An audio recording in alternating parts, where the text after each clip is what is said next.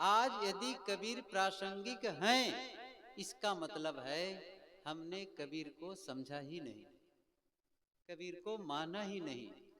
यदि उनकी बात मान ली जाती तो उनकी प्रासंगिकता खत्म हो जाती। इसका मतलब है कि यदि वो जाति पाति के भेद को मिटाने का प्रयास किया और आज भी जाति पाति के नाम पर, छुआछूत के नाम पर एक दूसरे के प्रति भेदभाव करते हैं और इसलिए प्रासंगिकता है, इसका मतलब कबीर के विचारों को माना ही नहीं गया है। सीधी सी बात है, सही है ना। आज भी वही देवी देवताओं की पूजा के नाम पर लोग भटके हुए हैं। क्या कहा जाए, समस्या क्या है कि जिस परंपरा में विरोध किया जाता है, चाहे वो बुद्ध परंपरा वाले हों, ब्राह्मण परंपरा का विरोध करते हैं, उनकी उपासना पद्धति का विरोध करते हैं, और भी हम कबीरपंथी संत परंपरा वाले हैं, हमारे यहाँ भी इसका विरोध होता है।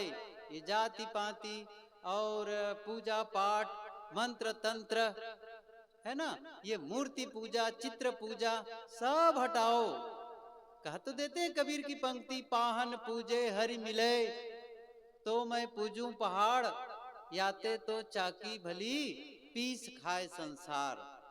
लेकिन अपने ही आश्रम में मंदिर बना के रखते हैं और कबीर साहब की मूर्ति पधारते हैं। क्या मैं सही कह रहा हूं? कबीर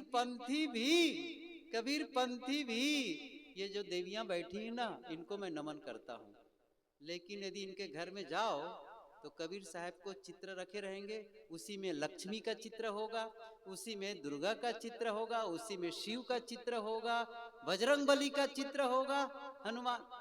अच्छा, क्या मैं सही कह रहा हूं? कहो तो मैं इंक्वायरी करवाऊं। सही है कि नहीं है? मतलब अब क्या मार रहे हैं, नहीं करना है। अब क्या कर रहे हो, चुपके से चले जाएंगे व्रत करने के लिए, चुपके से चले जाएंगे मंदिर में पूजा करने के लिए। देखो मैं विरोधी नहीं हूं, लेकिन आप फिर करो तो पूरी तरह करो ना। फिर ये क्यों कहते हो हम कबीर के अनुगामी हैं कह करके। यहां तक के मैं, जहां भगवान बुद्ध का शरीर जहां छूटा, अंत हुआ, कस्या गोरखपुर के पास में, वहां गुरुदेव जी के साथ गया था एक बार। तो वो बाएं करवट नहीं, भगवान बुद्ध दाहिने करवट ऐसे लेटे हैं और लंबा सा चित्र है, वो उनका मूर्ति है लंबा सा लेटे हुए। मैंने सुना कि जवाहरलाल नेहरू उस पर सोने का कलर चढ़वा दिए थे पत्थर पर। अब जहां वो लेटे हैं ऐसे करके, वो शायद उनके शरीरांत के बाद का चित्र है कि पहले का, ये मैं नहीं जानता हूं। तो जहां लेटे वहीं पर क्या देखा गया, गिलास जो शीशे का गिलास था, शीशे का, उसमें कई गिलास थे और उसमें कई रंग के शरबत थे, कुछ फूल और कुछ फल अमनिया करके काट के रखे हुए थे। मैंने कहा बुद्ध के लिए अब वो भी पत्थर की मूर्ति के लिए, मतलब ये खाए ऐसा कह करके? आश्चर्य नहीं लगता है आप लोगों को? और आप लोग कम थोड़े हैं, भगवान के जो मुंह बना रहता है ना चित्र में, वहां ठूसे रहते हैं उसमें तिलक लगाए रखते हैं, वहां आरती, वहां अगरबत्ती लगा देते हैं। अच्छा, उसमें सूंघने की क्षमता है? पूछता हूं मैं, जिस चित्र और मूर्ति के सामने आप अगरबत्ती लगाए, वो सूंघ पाता है? नहीं सूंघ पाता है कि नहीं है? सही है कि नहीं है? अच्छा, उसके सामने आप गीत गाते हैं, मंत्र पढ़ते हैं, अच्छा वो सुन पाता है?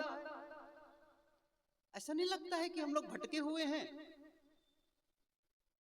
अब वो सुन नहीं पा रहा है, उसको आप सुनाने की चेष्टा कर रहे हो, सूंघ नहीं पा रहा है, उनके सामने आप अगरबत्ती जला रहे हो, आरती कर रहे हो, जो देख न पाए, समझ न पाए बिल्कुल भी, और उसको खिलाए चले जा रहे हो, खिलाए चले रहे हो। भोग, अरे विधिवत भोग लगता है भाई, विधिवत भोग लगता है।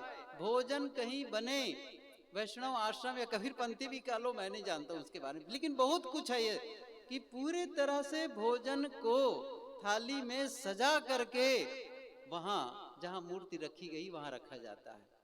रोज भोजन, भगवान के लिए शौचालय की भी व्यवस्था कर दे रहो। आखिर वो खाएगा तो कहीं जाएगा नहाने धोने के लिए नहीं जाएगा? सर्दी जुकाम लगे तो उसके लिए डॉक्टर की भी व्यवस्था कर दो। अब ये भटकाव साहब ने कहा बिल्कुल गलत है। सही है, ठीक है, अब कहो, आप भले कहो साहब, लेकिन हम तो वही करेंगे। जब पूजा का दिन आएगा तो वही पूजेंगे, वही टोना टोटका करेंगे, वही दुआ भभूत करेंगे। छोटी छोटी बिटियां आई हैं वहां आश्रम में सेवा करने के लिए। कुछ बिटियों के पैर में काला धागा है। तो हमारे एक साथी ने कहा, एक के पैर में वो क्या कहते हैं, वो एक पैर में वो चांदी का पहनते नहीं है पट्टी, क्या कहते हैं उसको, है पायल। एक के पैर में पायल है, दूसरे पैर में पायल नहीं है। काले रंग का धागा। अच्छा क्यों पहने हैं बताओ? काला धागा पहनने से एक्सीडेंट नहीं होता है, काला धागा पहनने से बीमार नहीं होते हैं। अच्छा काला धागा पहनने से कभी लड़ाई झगड़ा घर में नहीं होती है। सच है? सच है कि नहीं है? तब तो भैया सबको पहनना चाहिए, है कि नहीं है? अभी दिल्ली में था, वहीं से हम लोग इधर आए, बिहार आए, तो एक भगत है, उनके घर थोड़ा जलपान के लिए रुके। बड़ा प्रेमी भगत हैं, बिल्कुल झोपड़पट्टी में रहते हैं, बाजू में रहते हैं। तो वो मिट्टी के भी बर्तन बेच रहे थे। मैंने कहा मिट्टी का बर्तन? आप लोग तो लोहे का बर्तन बेचते थे। साहब अब सीजन बदल रहा है ना, गर्मी आ रही थी, सुराही बिकते मिट्टी के। अब मिट्टी के बर्तन के साथ में एक रखा था वो खोपड़ा काला काला। अच्छा क्या करते हैं इसको, कैसे करते हैं? तो कहिए मकान में टांगते, नए मकान में। फिर दिखाए, दिखो उस मकान को, उधर देखिए वो टंगा हुआ है, दिखाए। अच्छा मकान में क्यों टांगे हुए हैं? अब कई जगह ना मकान में देखा, राजस्थान में काली हंडी मकान के सामने टांगे। क्यों टांगे हैं? मकान को टोना न लग जाए, है कि नहीं? उस नया मकान को टोना न लग जाए। काली हंडी लग जाएगी तो टोना, ये माताएं भी करती हैं, अपने बच्चा जो सुंदर है तो काला टीका लगा देते हैं। काला टीका क्यों लगाते? इस पर कहीं किसी की नजर ना लग जाए। ट्रक वाले तो लिखे ही रहते हैं, बुरी नजर वाले तेरा मुंह, क्या लिखे रहते हैं, काला। एक ट्रक वाले के पीछे पढ़ा, वो लिखे थे, पता नहीं कितना, वो भी व्यंग में ही था, समझ लो, बुरी नजर वाले तेरा भी भला हो। सच कह रहा हूं मैं, पढ़ा कहीं, मैंने कहा कुछ तो है, बदल के लिखा है, लेकिन संदेश उसका वही भी है। बुरी नजर आप मानते, देखो एक सूत्र बताऊं मैं, आप लोग दिमाग खोल के रखो, क्या कह रहा हूं। जो भी आप मान्यता रखते हैं, आपको मान्यताओं के अनुसार सबूत मिलने लगते हैं। आप ये सोच के चलो, फिर से दोहरा रहा हूं, हमें अपनी मान्यताओं के अनुरूप हमें सबूत मिलते हैं। यदि आपने ये मान्यता रखी कि यदि बिल्ली रास्ता काट दे तो काम बिगड़ जाता है, ये मान्यता है, तो आपको उसके सबूत मिलेंगे। अच्छा मैं नहीं कह रहा हूं, ये कुदरत का नियम है। क्यों कह रहा हूं? क्योंकि आपकी मान्यता, आपका विचार, वो आकर्षित कर रहा है इस प्रकार की घटना को, इस प्रकार की। तो क्या होगा, आपको सबूत मिलेंगे उसके, आपकी मान्यताओं के अनुरूप। आपने किसने माना, आजकल तो सब बेईमान लोग हैं, तो आपको सबूत मिलेगा। क्या मिलेगा? आपको सबूत मिलेगा बेईमानी का। आजकल धोखा देने वाले हैं, आपको सबूत मिलेगा धोखा देने का, सबूत मिलेगा उसका। समझ रहे हैं ना? आज सब धोखा देने वाले हैं, सब बेकार लोग हैं, उसका सबूत मिलेगा। लेकिन दूसरी मान्यता, सब अच्छे लोग हैं, फिर उसका सबूत मिलेगा। अब ये विज्ञान है, कोई मैं ऐसा नहीं कह रहा हूं कि बना के कह रहा हूं, ये विज्ञान है, आपके पूरे यूनिवर्स का विज्ञान है। कभी आप किसी गाड़ी खरीदने का मन बनाओ और कभी शोरूम में जाकर के किसी गाड़ी को देखो, हाँ ये गाड़ी बड़ा बढ़िया है। मान लो आपने एक गाड़ी को पसंद कर ली कि भाई ये स्विफ्ट डिजायर या स्विफ्ट, सामान्य स्विफ्ट है, ये आपने देखा। या फिर एक नई गाड़ी, भाई चलो एक कंपनी का बेलोनो कंपनी है, चलो उसको उसमें से ले लेते हैं। अब क्या होगा, जब आप सड़कों पर निकलेंगे, शहर में चलेंगे, तो बहुत सारी गाड़ियां दिखने लगेंगी। इसके पहले भी गाड़ी चलती थी, लेकिन आपका फोकस कहाँ हो गया? अब उस पर। अब आपको नजर आने लगी, अच्छा यहाँ भी है, अच्छा वो भी है, वो सब दिखने लग जाते हैं। जैसे आप यहीं आए हैं, यदि आपको कोई एक कलर पर फोकस करना हो तो फिर वो उस प्रकार की चीजें दिखने लग जाती हैं। अभी इसकी मैं विस्तार नहीं करूंगा, बस इतनी सी बात कह रहा हूं, यदि आप मानते हैं सभी लोग सहयोग करने वाले हैं, फिर उसके सबूत मिलने लग जाएंगे। बेईमान मानोगे तो बेईमानी के सबूत मिलने लग जाएंगे, अच्छा मानोगे अच्छे का सबूत मिलने लग जाएगा। आप कहते सब प्रेम करते हैं, पूरा प्रेम पूर्ण वातावरण है, तो आपके लिए क्या होगा? वह प्रेम आने लगेगा, प्रेम। और कहा सब दुश्मन लोग हैं। अभी बहुत 2-3 साल पहले, 4 साल हो गए होंगे, उधर छत्तीसगढ़ के बिल्कुल जंगल इलाका में गया था और कहीं जा रहे थे गुफा देखने के लिए। तो रास्ते में एक भगत के यहाँ रुके थोड़ा, तो उसका लड़का था बड़ा, वो खड़े हुए कहे, आजकल तो साहब सब भ्रष्ट लोग हैं। मतलब वो उसने उनका क्या शब्द था? चारों तरफ सांप हैं, नाग, सब लोग जहरीले लोग हैं। मैंने कहा भैया चारों तरफ सांप हैं तो आपको डसने वाले मिल जाएंगे, पक्का है। आप ऐसा क्यों मानते हैं? क्या अच्छे लोग नहीं हैं? अच्छे लोग भी तो हैं। और मान लो नहीं तो आप अच्छा बन के दिखा दो थोड़ा, ताकि आपका आदर्श माने लोग। ये जो मान्यता है ना हमारी, ये मान्यताओं के अनुसार हमें सबूत मिलने लगते हैं। सब लोग मेरा सहयोग करते हैं, सब लोग मेरा विरोध करते हैं, बस आपका विरोधी हो जाएंगे तैयार, और मिलेंगे उसके सबूत आपको। इसलिए आपको क्या करना है? अच्छी मान्यताओं को बनाओ। एक आदमी, कई लोग थे जंगल से लकड़ी ला रहे थे, गट्ठर लकड़ी। तो एक आदमी मिला, उसने कहा कि गट्ठर उतारो नीचे। अच्छा गट्ठर एक तो चला गया बिना उतारे। अब दूसरा था, वो रुका और कहा गट्ठर उतारो। हाँ उतार दिए। क्या गट्ठर खोलो? गट्ठर खोल दिया। तो गट्ठर जब खोला तो वहां से एक सांप निकला। अरे बहुत अच्छा किए आप बता दिए, नहीं तो ये सांप घर तक जाता तो फिर बहुत नुकसान कर जाता। सांप निकल के चला गया। वो सांप कौन सी है? वो सांप है मान्यताओं की, जिसको हम ढोए चले जा रहे हैं। संत कहते खोलो। वो मान्यता की जो जहरीला सांप है, जो आपको तकलीफ दे सकता है, दे रहा है कहना चाहिए, उस मान्यता की सांप को निकल जाने दो। गलत है वो मान्यता, सही मान्यता स्थापित करो, तो फिर उसको निकल जाने दो। और जो सांप जो चला गया पहले से, जो चला गया बिना मानने रुके नहीं, तो क्या हुआ? फिर वो डसने लगा, वो उसका शरीर जहरीला। जितनी मान्यता मुलझेगा, जाति पाति दुआ भगो टोना टोटका, देखो भविष्य दिखाओ, ये करो वो करो। क्या बात है बताओ जरा से। क्यों? कबीर साहब जी ने एक बात कही है, जो जैसा करेगा उसको वैसा फल मिलेगा। आपन कर्म न मेटो जाई, कर्म का लिखा मिटे धो कैसे, जो युग कोटि सिराई। आपको आपके कर्मों का फल मिलेगा। पूजा पाठ से आपको छुट्टी नहीं मिलेगी। आपने पाप कर लिया, आपसे गलती हो गई, मैं भगवान की पूजा कर लूं, मैं दान दक्षिणा कर दूं, मैं तीर्थ में नहाऊं, किसी नदी में नहाऊं, पाप कट जाएगा।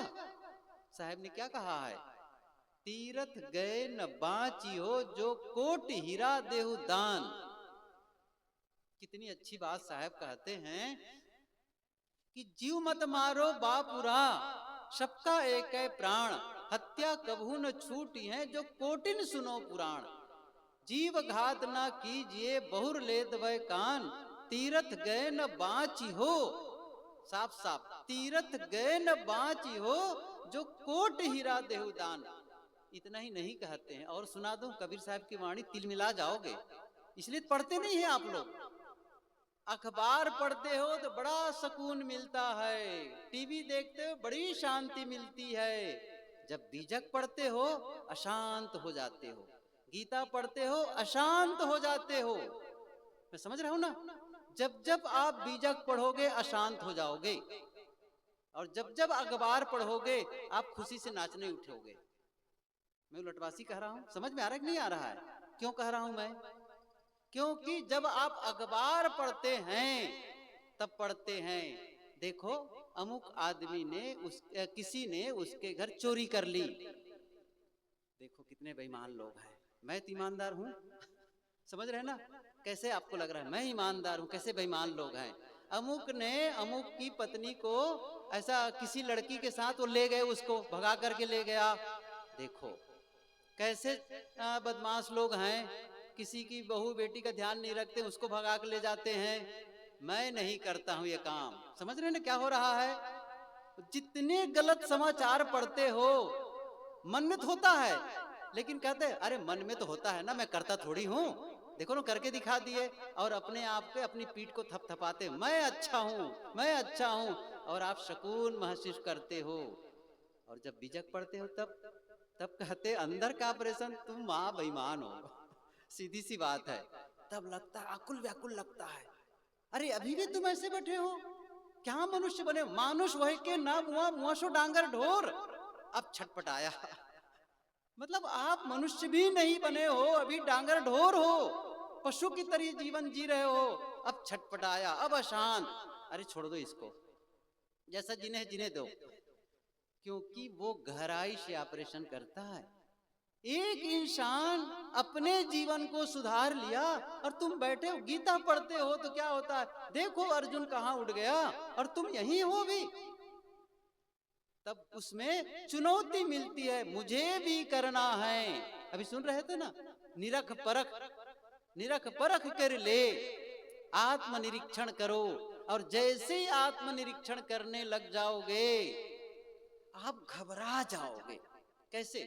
जैसे आप घर में ताला लगा के आए हो, घर का बाहर का दरवाजा पूरी तरह से फाटक बंद करके 3 घंटे 4 घंटे के लिए आए हो, या दिन भर के लिए आ गए हो, घर लौटे, और जैसे ही आपने दरवाजा खोला, जैसे दरवाजा खोला देखा एक महाविषधर सर्प पूरी तरह से अपने फन को फैला करके खड़ा हुआ है एकदम से। आप क्या करेंगे? आप अच्छा कोई बात नहीं, उसको भी रहने दो, मैं भी रहूं, कहोगे? क्या कहोगे? जब तक ये बाहर नहीं निकल जाएगा, निकाला नहीं जाएगा, मैं नहीं रहूंगा। बस यही बात है। आप परेशान हो जाते, मेरे घर में सांप, मेरे कमरे में बिच्छू, सब ऐसे ही जब आप भीतर झांकने लगोगे तब लगेगा मेरे अंदर विकार जग रहे हैं, मेरे अंदर ये है, क्रोध है, द्वेष है, नफरत है, घृणा है, विकार है, अभी तो हम छिपाए रखते हैं। कबीर साहब जी ने कहा है, काला सर्प शरीर में खाई न सब जग झारी, बिरले ते जन बाची है जो रामई भजे विचार। सबके भीतर में क्या है? काला सांप। काला सांप का मतलब है विषधर सर्प, वो डसता है। जैसे ही क्रोध का उद्वेग आया, आहत हो जाते हैं आप, मूर्छित हो जाते हैं आप, और दूसरों को भी, और आपके शब्द कितने कटु निकलने लग जाते हैं। आपकी आंखों में लाल लाल आंखें बन जाती हैं, एकदम बड़बड़ाने लगते हैं। क्या हो रहा है? जहर ही तो निकल रहा है, अंदर जो सर्प है ना वो जहर फेंक रहा है। गुरुदेव जी कहा करते थे, अपने जहर को मारो और दूसरे के उबले हुए जहर को सहो। हर आदमी जहरीला है। आपको क्या लगता है, आदमी से बढ़कर कोई जहरीला है? मुझे बताओ। एक पुरानी बात, हॉस्पिटल, कोई बड़ा अस्पताल था, उसमें बाहर एक सूचना बोर्ड था। उस बोर्ड में लिखा हुआ था, कई सूचनाएं थी। पहला नंबर क्या लिखा था? इस अस्पताल में अभी कुछ घंटे पहले एक मरीज आया, उसको बिच्छू ने डंक मार दिया था। चिकित्सक उसकी इलाज कर रहे हैं, बचने की पूरी संभावना है, काफी ठीक हो चुके हैं। अब थोड़ी देर में उसको हम यहाँ से छुट्टी देने वाले हैं। फिर क्या लिखा था आगे, एक आदमी को कुत्ते ने काट दिया है, उसका भी इलाज हो रहा है, वो भी स्वस्थ है, ठीक हो जाएगा। एक आदमी को सांप ने डस दिया है, वो भी ठीक हो जाएगा, उस पर इलाज चल रहा है, पूरी लगभग संभावना है कि वो ठीक हो जाएगा। अंतिम क्या लिखा था, एक आदमी को आदमी ने ही काट दिया है, बहुत इलाज कर रहे हैं, लगता नहीं कि वो बच पाएगा। आदमी कम जहरीला है, वो कहां से आया है जहर? भीतर से जहर आया है। उसी जहर को मारना यही तो साधना है। और दूसरे के जहर ऊपर आ गया, उसको सहो, वो सहो। ये बातें मैं शाम के सत्र में विस्तार से बताना चाहूंगा।